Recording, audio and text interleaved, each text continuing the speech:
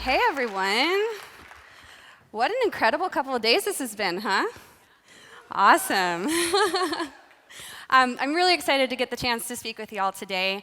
I'm at InVision, right? InVision's been doing some really interesting stuff looking at design maturity and how we can elevate our impact inside of the business. So I'm going to talk to you a little bit about some research we've been doing and then also call out some examples that we see from the customers that we work with of how they're elevating their impact as well to move up their maturity. As mentioned, I am a senior specialist on the design transformation team at InVision. I'm a product designer myself, but took a little 90-degree turn in the career to help work with our customers to look at, instead of how do we design products, how do we design the teams that design the products, right? So really, really fun opportunity that they've got there. InVision's a really interesting company. How many people here have heard of InVision? Yes! Jesse, where's Jesse? Note that. Woo! So InVision started around 2011, 2012, focusing on the practices of designers, right? Looking at prototyping as a way to expand and elevate our craft, bring more people into the design process, and help us, bring things to market faster, be able to bring risk upstream in the design process, and so on. So really focusing on the practice of design. And then sometime after that, we started to evolve into the platform strategy of design, how we can design at scale. So we did this through things like our craft plugins, bringing data into our design, craft libraries, which with the acquisition of brand.ai became Design System Manager. And then we also built out our design education team and my team, Design Transformation, helping to look at the cultural side, the people side of design. And I say all this because we really feel that it's the intersection of these three that help to bring the most impact to our work as designers, right? And so this is a very, very close to the core of what we do at InVision, and also very close to the core of what we find drives impact inside of the market. So when we're talking about impact, we're really talking about value, right? Making sure that we can bring value to market, bring value to our customers, and be valued for our work by our key partners and the people that we work with. And we see that the value of design, the impact of design, has really driven a lot of the market change, a lot of the business change that we've seen over the last decade or 15 years or so, right? Through the ubiquity of mobile experiences and the consumerization of enterprise platforms. Design is driving business change. We also see that design can actually fundamentally affect the bottom line. So this is from a report that Forrester put together on IBM's design thinking program, which found that by bringing design thinking into the business, not only were they able to increase productivity of designers, but it impacted the productivity of engineers and the overall teams working on building their products. And they were able to bring their products to market faster. We see that design drives innovation. This is from a study out of the UK Design Council, I think, and they looked at jobs that were design-centered versus jobs that weren't, and found that 98% of digital design-driven jobs were driven by innovation, and only 3% of non-design jobs, people associated with innovation. And so we see that there's also this ability to create new opportunities, not just make us more effective at producing the ones we already are working on. And then, of course, design drives the bottom line. So this is from the McKinsey study that was released last year, but there's a number of these indices that find companies that put design at the center of their business are able to return a higher value to their shareholders. So we've got this quantitative data that design drives value, but we're all designers here, or we're people in design-centered companies, and my guess is that everybody in this room doesn't feel like they get the same impact out of design. Right? So there's something missing from that calculation. It's not just about impact and value, and that's where we start to talk about design maturity, right? So there's a difference in how well we can apply design, how integrated we are, and how integrated design is into the work that we do that starts to have a measured effect on the value and the impact we can actually derive. But what do we mean when we say design maturity? Well, there's been a number of different ways this has been looked at. Starting kind of most early on with the Danish Design Career Center ladder. Now, there were some models of maturity before this, but this was the first one to really start to look at design and the business. So design being able to drive business impact through their maturity. And you can see that they looked at the value that the business placed on design in its functional capacity. So at the very lower levels, you had basically no role of design in the business. At the higher levels of impact, of maturity, you found that design was used as a strategic lever inside of the business. And then in 2009, Sabine Junginger, who's a design management researcher, looked at this from a slightly different perspective. So she didn't want to just see how the business was leveraging design, but rather what was the relationship of design to the business. So kind of similar, but a little bit different. And of course, she found here that the more integrated design was into the business, the more it was able to be a strategic differentiator. So design, when it became part of the culture of the business, the DNA of the business, that's where you really saw its ability to drive impact at scale. And then I mentioned some of these indices that we've seen popped up. So the McKinsey one I noted earlier, this is a slightly different index, but we see the same kind of thing. Design-driven public companies tend to see higher returns to their shareholders within a certain time frame. Now, the McKinsey study was really interesting. This was published last year, and they started to look at not just the relationship of design to the business, and not just how the business was leveraging it, but they started to look at the actual behaviors of maturity. And so they found these 4 being the sort of common denominator amongst the most design mature companies that they surveyed. They surveyed 300 design companies over 3 years, and they found things like analytical leadership, cross-functional teams, continuous work, right? A lot of the stuff we've been talking about over the last couple days were paramount to having a mature design organization. But even this doesn't get at the full picture, because this helps us understand what mature teams do. And from those other models, we can get a sense of maybe what mature teams do inside of the business.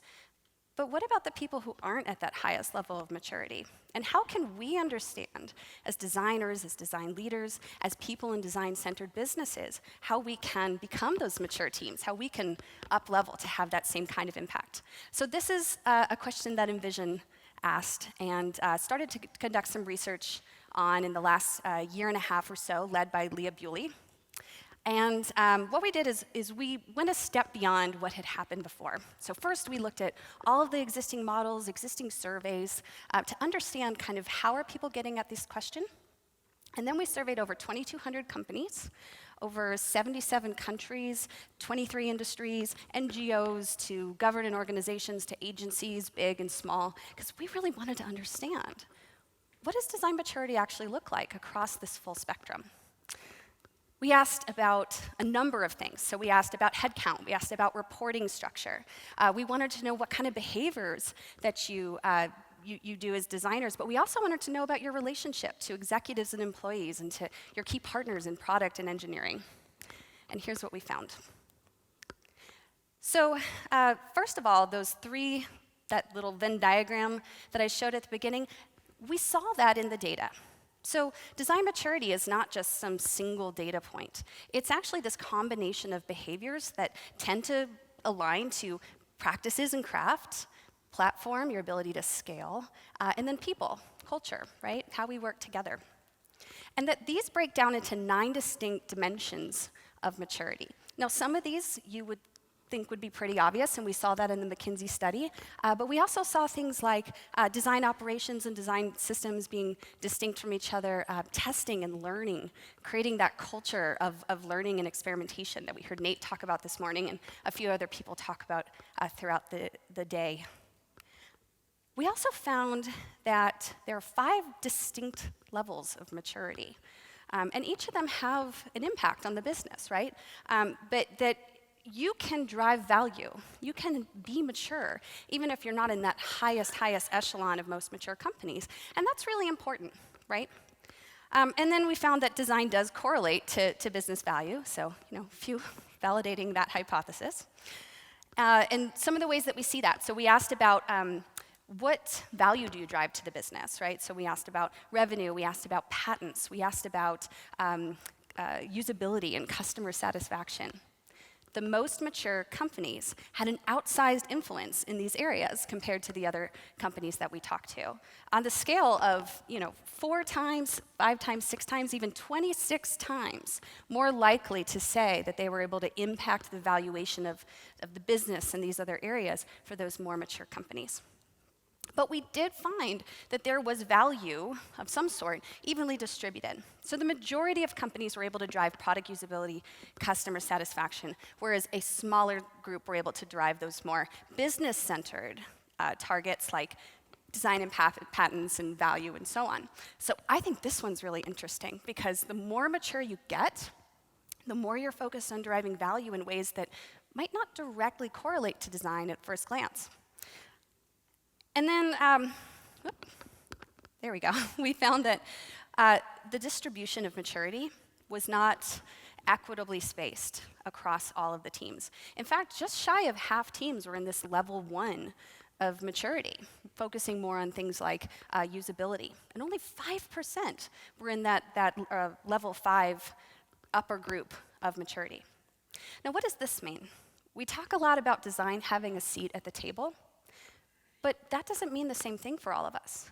Because if we're in this 41% of people, or this 83% just in these first 3 groups, having a seat at the table might look very different. We might not even have a seat at the table yet, and we could be trying to figure out how we can get there.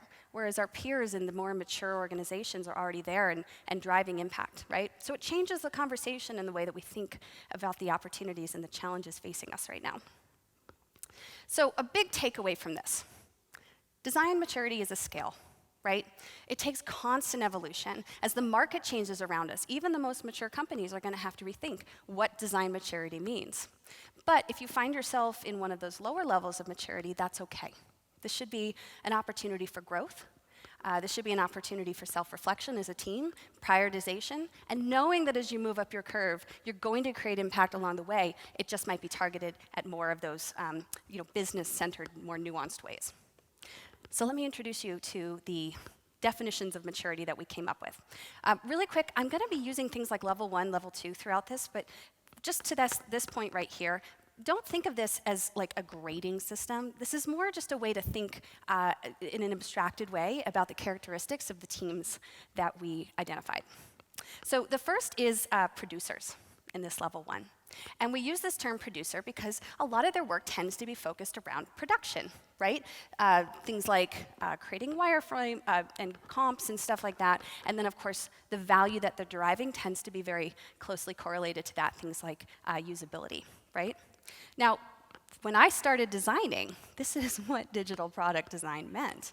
So, to be in this group isn't a bad thing. It's just to know that there's opportunities in front of you that you can move towards. The second group, this level 2, we call the connectors. In this group, you start to see a lot more collaboration building between design and their partners, and also employees and executives across the business.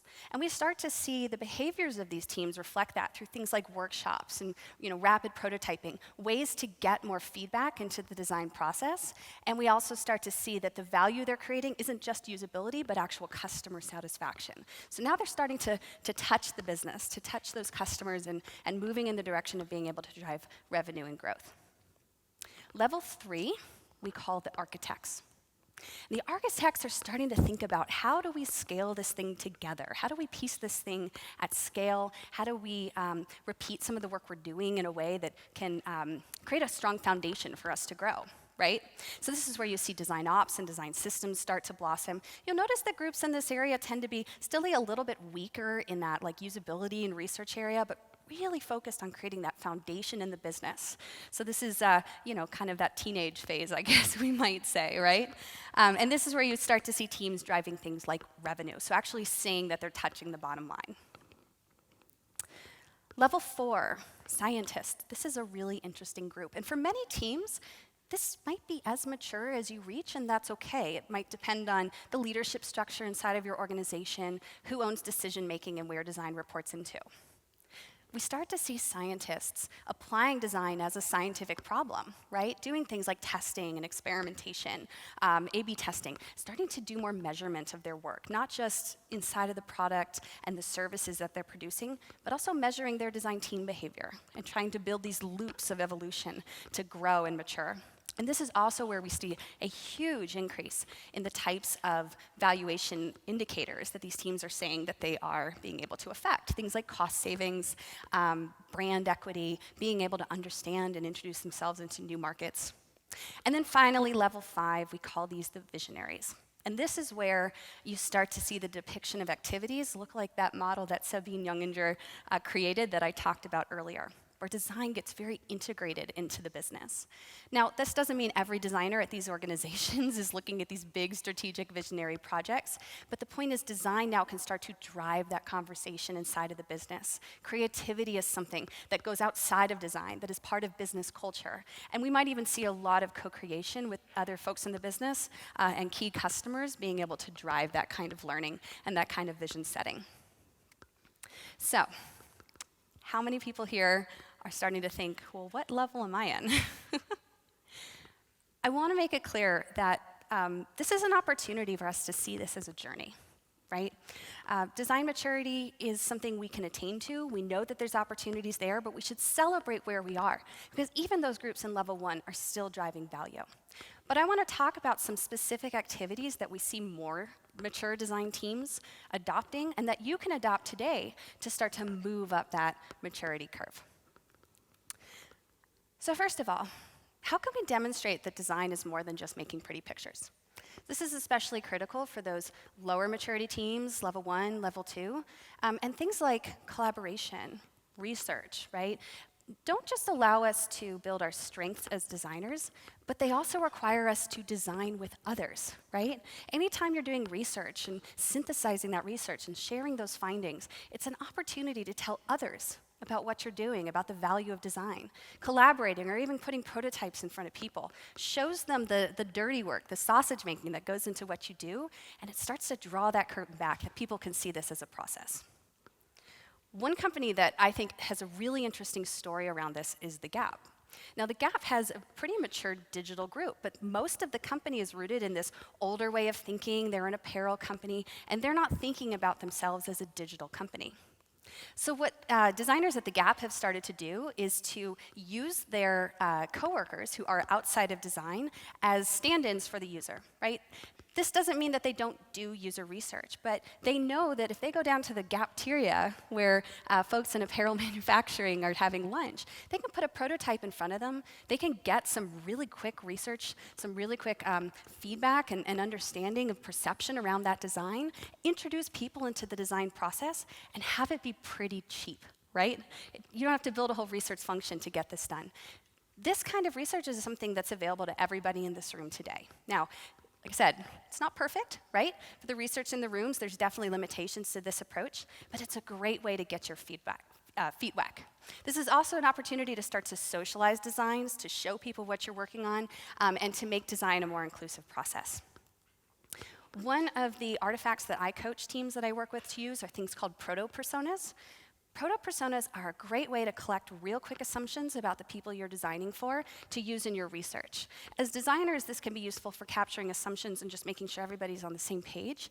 But this is also a really great way to get insights from people in sales and customer success and support to better understand who they think our users are. Because they're going to have insights that we don't have that we can use to fuel further research and discovery.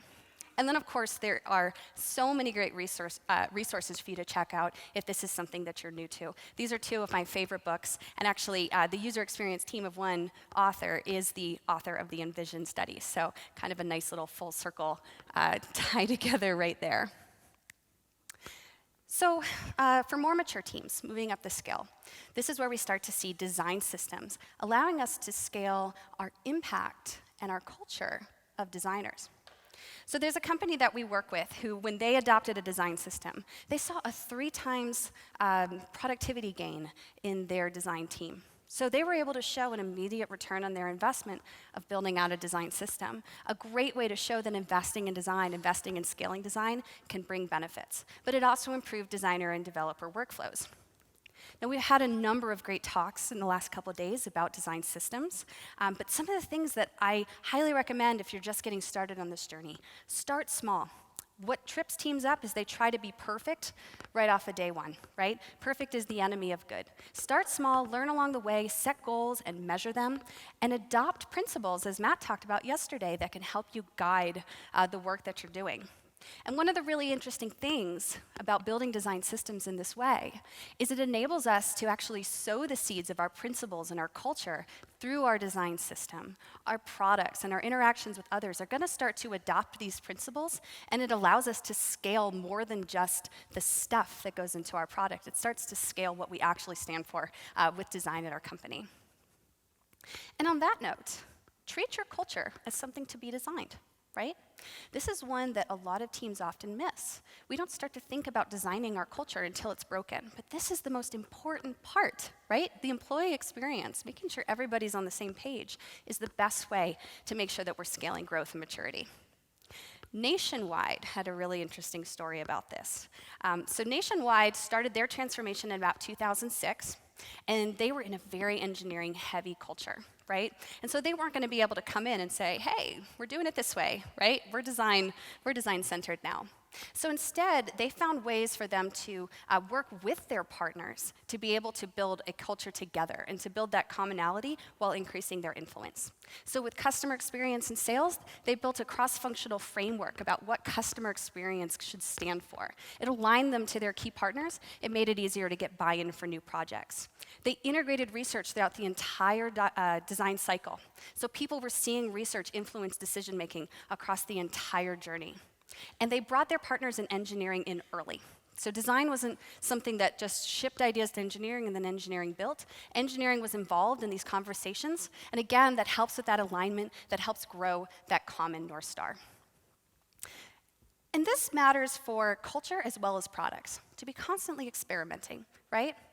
So assume that what you're doing today might not work tomorrow. If what you're doing today isn't working, you can find a better solution tomorrow.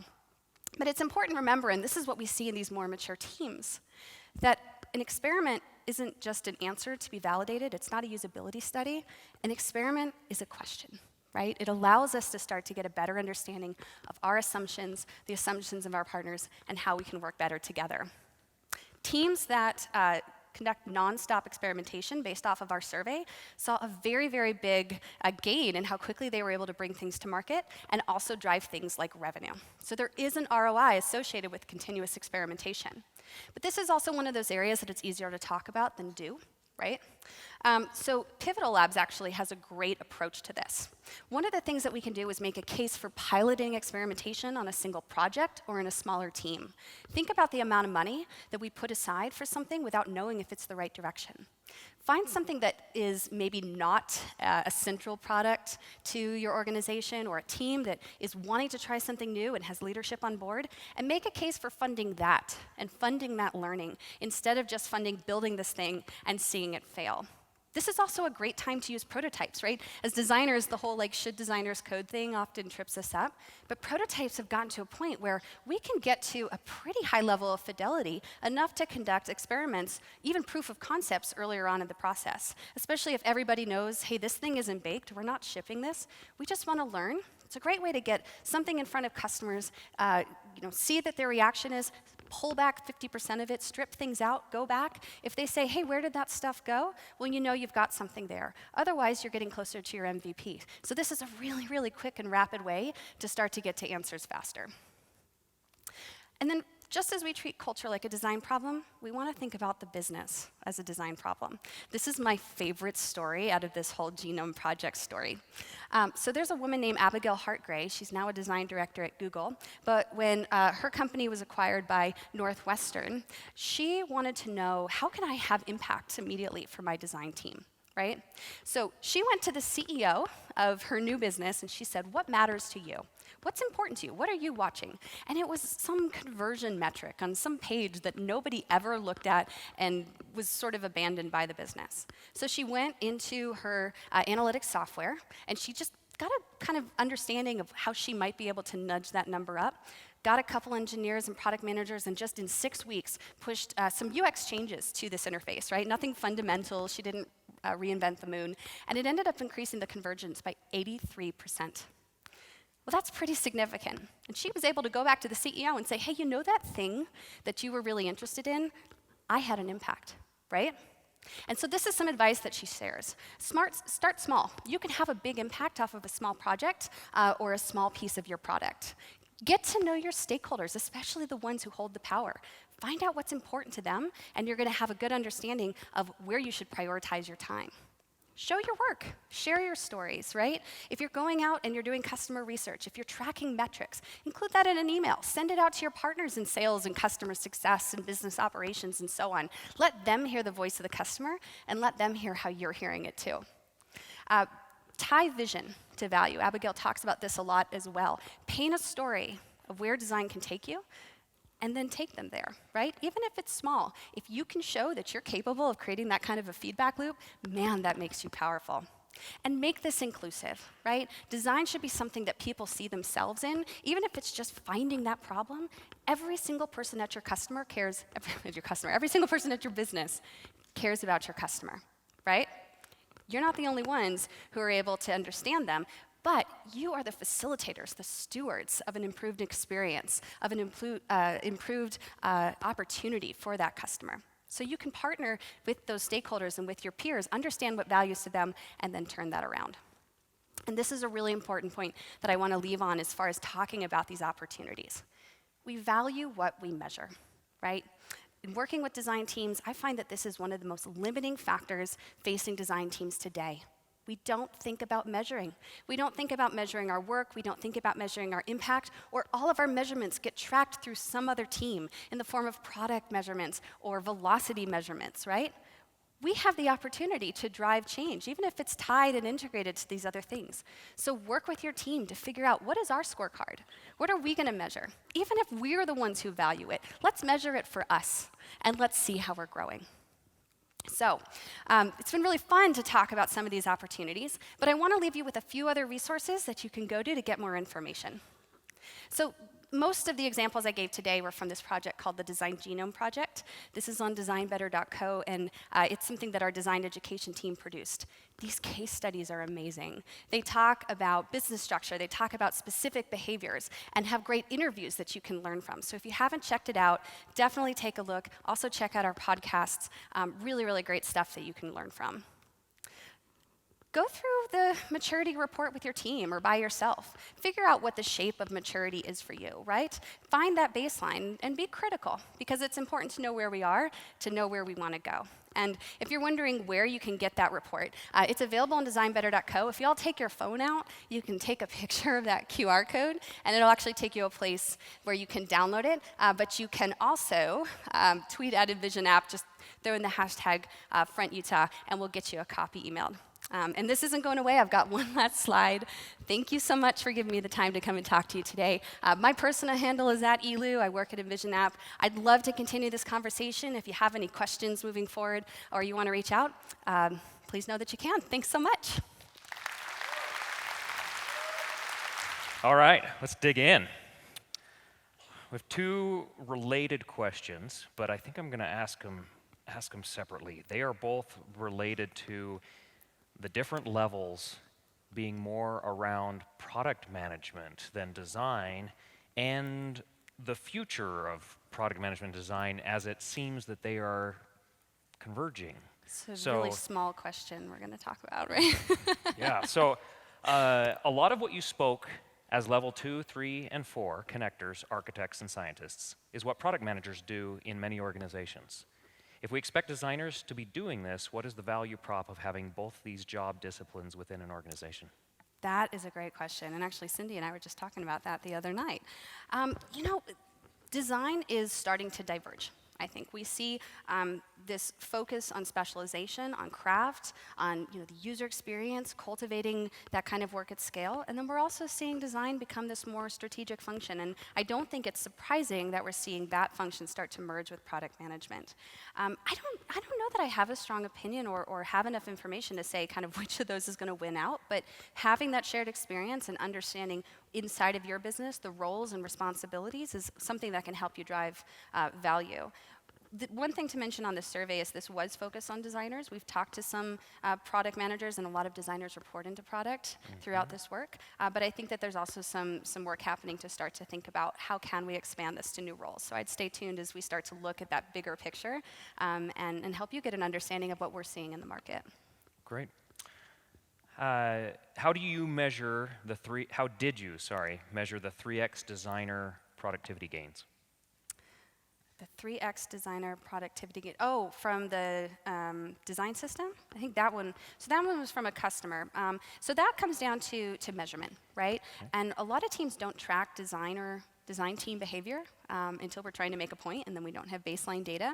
In this case, that customer was tracking as part of their design operations work, things like design velocity, how quickly they were able to get to value in the work that they were doing, what kind of things went into that. And so when they built out their design system, they found that by reusing different components, by having a solid understanding of their principles and being able to make decisions faster, they were able to increase that time by 3x. So that's one way of measuring it, but a lot of it comes down to just capturing the data, watching how it changes, tracing it back to behaviors, and trying to find those same trends in your own team. Okay, very good. When we speak of design maturity, we're really talking about the means by which we put the user at the center of our business. So following right behind that. Is there a term that we should consider other than design that makes non-designers feel more invested? User centricity, user-mindedness? I personally have been using the term customer experience more and more, which I know can be a little tricky, largely because the customer isn't the only person that matters. But if I think we start to reconsider our relationship to our customer, that we are empowering our customer to empower their users or their employees, right? Then the customer experience becomes the conduit by which we can scale user experience. And it's also a term that isn't as scary for folks who aren't in design. So I find that resonates with the people that I work with. I think it also captures the fact that the customer experience has changed so much. It used to be that the user experience happened online in our digital products, and the customer experience happened in person at point of sale. But now that's all converging. So it really does capture that life cycle of how we can provide value across that entire journey of the customers. Did you get much sense that the teams are growing beyond just the product and considering the experience more holistically, end to end? I see a lot of that with teams that I work with. We see that through service design taking a bigger role. We see that through design becoming a principled way of working for people in operations who might not necessarily call themselves designers. Yeah. I actually saw, I'm trying to remember who gave this talk, but I saw a really interesting way of thinking about design career paths, right? Design is one of the few careers where instead of having a career ladder, we have a career lattice. We have the ability to take our skills and start to apply it to new problems, new opportunities that might not directly relate to our core products at first glance. And I think my job is a really good example of that. I still consider myself a designer. I have not opened a design tool, and I can't tell you how long.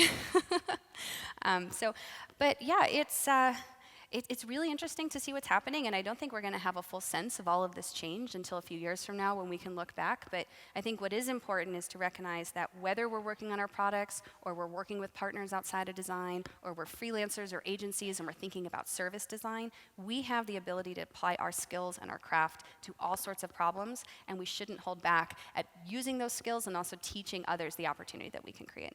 I actually think that you just answered one of these other questions that was asked in many ways, but I'll still read it just to see if there's something else you want to throw in there. Jeff, who spoke earlier, he said, how do you define design? If business is a design problem, culture is a design problem. Yeah. What's the common essence of design that connects these? Jared Spool has a really great definition for design that I like, although I sort of modify it to say I think it's intentional creativity. Okay. Right? Creativity is the ability to think abstractly. Design is the ability to actually apply that, right? And it can be applied in that way to many, many, many different contexts and still create value and still be tied back to a different way of thinking about it, right? That creative way of understanding people, understanding how people interact with their environment and each other and technology and their physical space, and then being able to improve that, that's design. Yeah. Well said. Thank you very much. Thank you. Appreciate you sharing that with us. Oh, for sure.